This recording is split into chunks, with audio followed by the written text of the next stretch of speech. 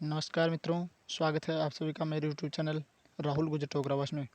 मित्रों, आज लेके आया हूँ रिट लेवल प्रथम की पर्यावरण अध्ययन की आंसर की, जो बिल्कुल एनसीईआरटी और कक्षा 3, 4, 5 में जो राजस्थान बोर्ड की बुक्स चलती है वर्तमान में, उसके अकॉर्डिंग है। उसमें से जो आए क्वेश्चन है उसके बारे में भी आपको बताऊँगा, और उसके लिए आप जुड़े रहिए इस वीडियो में।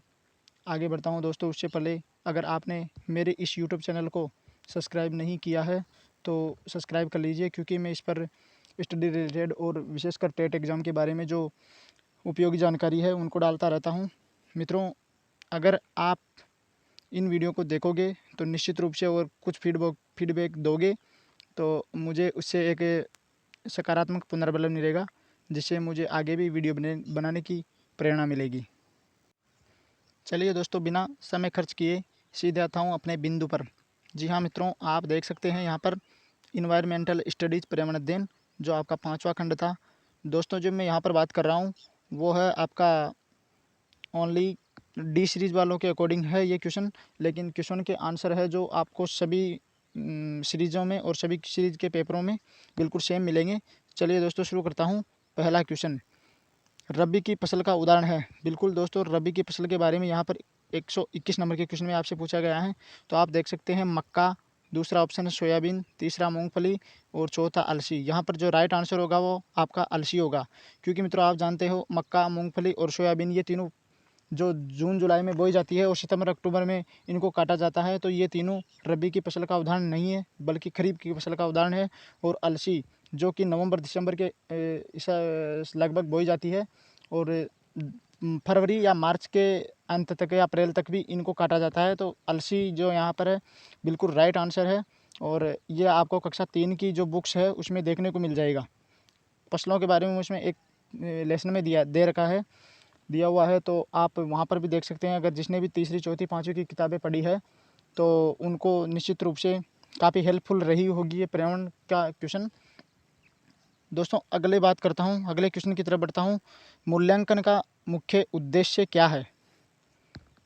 मूल्यांकन का उद्देश्य आपसे पूछा है, तो इसमें आपको अप्लाइड क्वेश्चन है, ताकि जो है आप अगर अपने विवेक से ऑप्शन के अनुसार अगर आप जाते तो निश्चित रूप से ये क्वेश्चन आप हल कर सकते थे। अनुशासन बनाना, क्या ये आंसर होगा?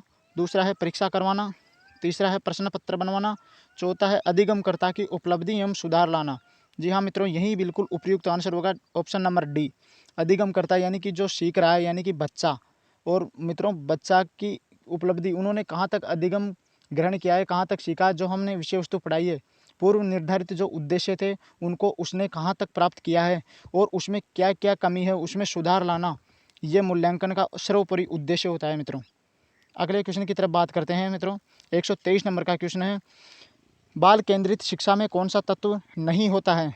ऑप्शन में आप देख सकते हैं, पहला जो ऑप्शन है वो है खेल, दूसरा है निष्क्रियता, तीसरा है प्रेरणा, चौथा है संतोष।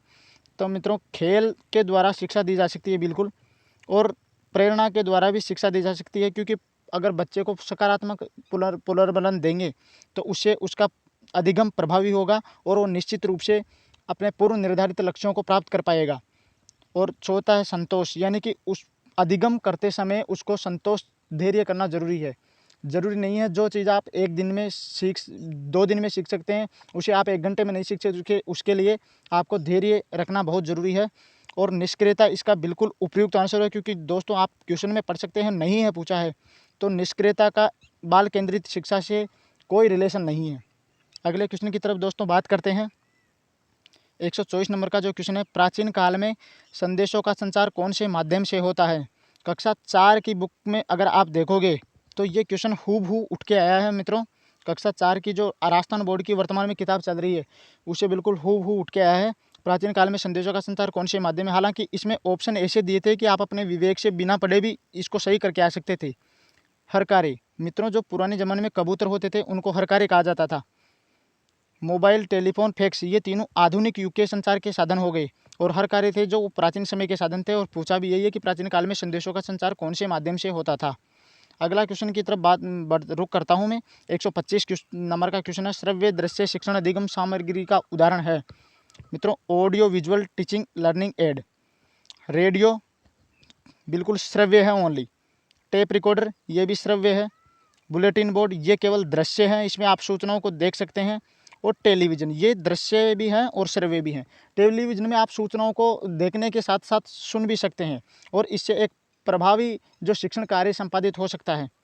अगला क्वेश्चन 126 नंबर की तरफ मैं रुक करता हूँ। फूलडोल मेला कहाँ लगता है? राजस्थान की कला एवं संस्कृति से पूछा गया ये क्वेश्चन है मित्रों। अगला क्वेश्चन की तरफ बात करता हूँ। ऑप्शन ए अजमेर, दूसरा जैसलमेर, तीसरा शाहपुरा, चौथा अलवर। शाहपुरा इसका उपयुक्त आंसर होगा, जो भीलवाड़ा में पड़ता है, राजस्थान के भीलवाड़ा डिस्ट्रिक्ट में। और यहाँ पर शाहपुरा में फूलडोल महोत्सव का आयोजन किया जाता है। अगले क्वेश्चन की तरफ मैं रुक करता हूँ। आपके पिताजी के साले की माँ से आपका क्या रिश्ता होगा? मित्रों, ऐसे जो क्वेश्चन पूछे जाते हैं वो हम देखते हैं अक्सर राजस्थान पुलिस जैसे एग्जामों में, और जो क्या बोलते हैं उस टॉपिक को, रक्त संबंधिता यानी कि ब्लड रिलेशन, उस टाइप का ये क्वेश्चन था रीजनिंग का। और ये भी हमारे जो फर्स्ट यूनिट थी परिवार वाली, उसमें से रिलेटेड है। और आपके पिताजी के साले, पिताजी का साला हो गया अपना मामा, की माँ, माँ हो गई अपनी नानी, तो आपका क्या रिश्ता हुआ? अपनी नानी हुई वो अपनी नानी हुई, मामी नहीं होगी, मौसी नहीं होगी, बहन नहीं होगी। इसका उपयुक्त आंसर बी होगा। बिल्कुल नॉर्मल क्वेश्चन था, आप सभी ने कर दिया होगा। अगला क्वेश्चन 128 नंबर का, निम्न से कौन सा सूर्य का निकटतम ग्रह है? सूर्य के निकटतम ग्रह के बारे में पूछा है मित्रों। जो हमारे सौर मंडल में 8 ग्रह हैं, बुध, शुक्र, पृथ्वी, मंगल, बृहस्पति और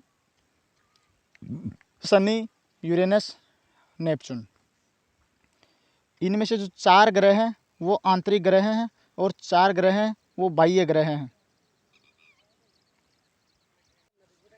मित्रों, टेक्निकल एरर के कारण आपसे माफ़ी चाहता हूँ। 128 नंबर के क्वेश्चन को दोबारा बोल रहा हूँ। निम्न से कौन सा सूर्य का निकटतम ग्रह है? तो आप देख सकते हो बुध है, वो सर्वप्रथम आता है। बुध, शुक्र, पृथ्वी, मंगल, उसके बाद ये जो 4 आंतरिक ग्रह हैं, उसके बाद शुक्र ग्रह पट्टिका आती है, उसके बाद बृहस्पति, शनि, यूरेनस और नेपच्यून। 8 ग्रह आपने पढ़े होंगे सौर मंडल में। यम है उसको पहले हटाया गया था, क्योंकि जो एक ग्रह के लिए आवश्यक शर्तें हैं उसका पालन वो नहीं करता था, और इस कारण से जो 128 नंबर का जो क्वेश्चन का राइट आंसर होगा ऑप्शन नंबर सी, बुध ग्रह होगा। अगले क्वेश्चन की तरफ बात करता हूँ मित्रों। 129 सड़क सुरक्षा शिक्षा से पूछा गया क्वेश्चन है, और नीचे दिए गए संकेत इंगित करता है। चौराहा बिल्कुल नहीं मित्रों, क्योंकि चौराहे के बारे में आपने देखा होगा ऐसा संकेत चिन्ह आता है। पैदल पारपुत जो पिछली रीट में पूछा गया, ये रेलवे क्रॉसिंग पिछली रीट में पूछा गया था 2021 में सितंबर में जो एग्ज़ाम हुआ था। शंकरी पुलिया का जो आप जानते हो ऐसे करके ऐसा आता है, और ऐसा कुछ उसका एग्जैक्टली मैं बना नहीं पा रहा हूँ। तो इसका जो राइट आंसर होगा वो है पैदल पार पथ, जेब्रा क्रॉसिंग लाइन का ये संकेत है मित्रों। अगले क्वेश्चन की तरफ बात करता हूँ। हमारा राष्ट्रीय पंचांग है ऑप्शन नंबर डी, इसका आंसर होगा right answer option number D, राष्ट्रीय शक पंचांग, जो कुषाण के समय चला था, कनिष्क ने चलाया था, कुषाण शासक कनिष्क ने। और जनगणमन ये हमारा राष्ट्रगान है। वंदे मातरम राष्ट्रगीत है। शिविर पंचांग इसका हमारे राष्ट्र से कोई लेना देना नहीं है। और राष्ट्रीय संघ पंचांग यही हमारा उपयुक्त आंसर है इस क्वेश्चन का। अगले क्वेश्चन की तरफ रुख करता हूँ मित्रों। 131 नंबर का क्वेश्चन है, राजस्थान में कौन से लोक देवता का संबंध लाचा गुजरी की प्रार्थना से है? गोगा जी बिल्कुल नहीं, रामदेव जी बिल्कुल नहीं, पाबू जी बिल्कुल नहीं, तेजा जी। तो ये राजस्थान की कला संस्कृति और लोक देवताओं के टॉपिक में से पूछा गया एक और क्वेश्चन है। इसका राइट आंसर होगा तेजाजी होगा मित्रों। 132 नंबर के क्वेश्चन की तरफ रुख करता हूँ। सड़क मार्ग यातायात के साधनों के सही समूह को चुनिए। मित्रों, ये एक ऐसा क्वेश्चन था जिसने अगर आपने 1% भी दिमाग लगाया होगा तो आपने सही कर दिया होगा। जीप, स्कूटर और नाव। नाव दोस्तों जल में चलती है, जल मार्ग का है, तो यहाँ पर जो ये समूह दिया गया है इनमें ये गलत हो गया। अगला ऑप्शन आप देखो, साइकिल, कार, जेट। ये जेट जो है दोस्तों ये भी जलमार्ग का है, तो इसमें भी आप बिल्कुल समझ गए होंगे कि ये भी रॉन्ग आंसर होगा। अगला है बस, truck, e rickshaw. E rickshaw होता है मित्रों जो आजकल लाइट से जो रिक्शे चल रहे हैं और इलेक्ट्रॉनिक हर चीज़ आ रही है, तो रिक्शा भी आजकल इलेक्ट्रॉनिक चल गया है, और यही इसका उपयुक्त आंसर होगा क्योंकि बस, ट्रक और ई रिक्शा ये तीनों सड़क मार्ग में यातायात के साधन हैं।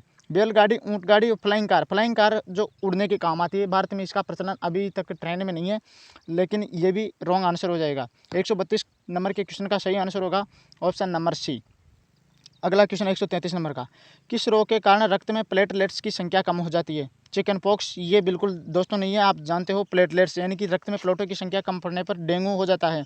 ये होता है मादा एडिस मच्छर के तो फैलने से होता है और मादा इजिप्टाई मच्छर इसका रोग कारक है।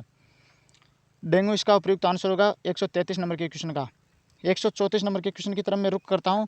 निम्न से किसको राजस्थान का मैनचेस्टर कहा जाता है? अगर 5वीं का बच्चा भी इसको पढ़ लेता तो वो भी कर देता मित्रों। Option number B Bhilwara Rajasthan का मैनचेस्टर कहलाता है। यहाँ पर मैनचेस्टर का जो हिंदी अर्थ होता है मित्रों वो होता है वस्त्र नगरी, और राजस्थान की वस्त्र नगरी मैनचेस्टर को कहते हैं। जानकारी के लिए आपको बता दूं, भारत का मैनचेस्टर सूरत को कहा जाता है। अगले क्वेश्चन की तरफ रुक करता हूँ। 135 नंबर का क्वेश्चन है, सोनार दुर्ग कहाँ स्थित है? कक्षा 6 का बच्चा भी ये क्वेश्चन कर देता है और कक्षा 5 की किताब से हूबहू उठा के पूछा गया क्वेश्चन है। सोनार दुर्ग जैसलमेर में स्थित है दोस्तों, बिल्कुल जैसलमेर में, जहाँ पटुओं की हवेली वगैरह कई चीज़ें स्थित है। और ये राजस्थान की कला संस्कृति के टॉपिक है, जो दुर्ग स्मारक महल उनसे पूछा गया क्वेश्चन है और सीधा उठ के आया है।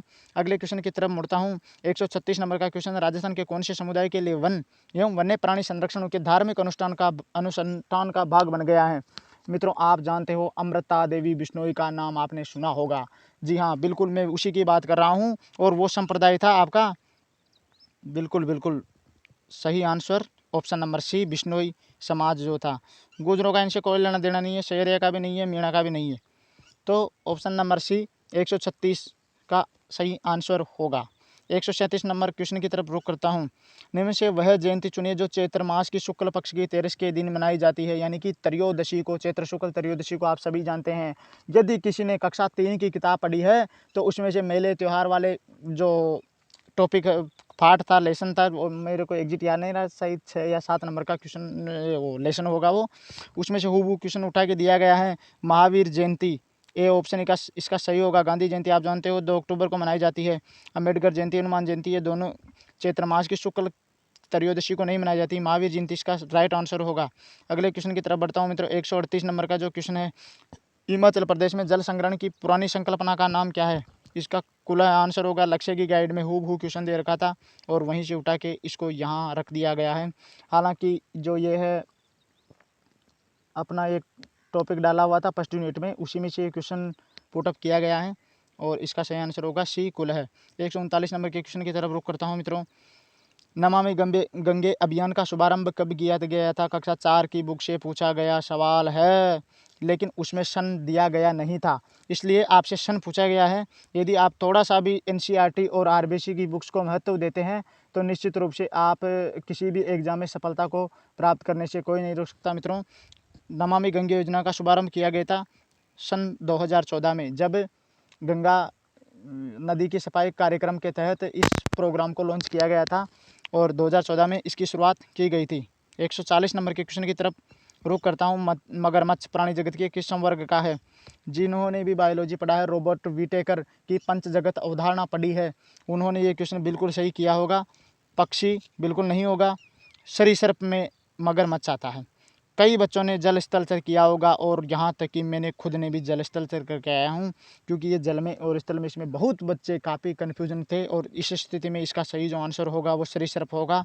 बोर्ड द्वारा भी लगभग 99.99 यही माना जाएगा। अगले क्वेश्चन की तरफ रुख करता हूँ। 141 नंबर के क्वेश्चन, सूर्य नगरी किसका नाम है? कक्षा 3 का बच्चा बता सकता था आराम से, और इसमें ज़्यादा सन सिटी ज़्यादा लोड लेने की जरूरत नहीं है। जोधपुर इसका सही आंसर होगा। 142 नंबर के क्वेश्चन की तरफ रुख करता हूँ। मिलान करना है।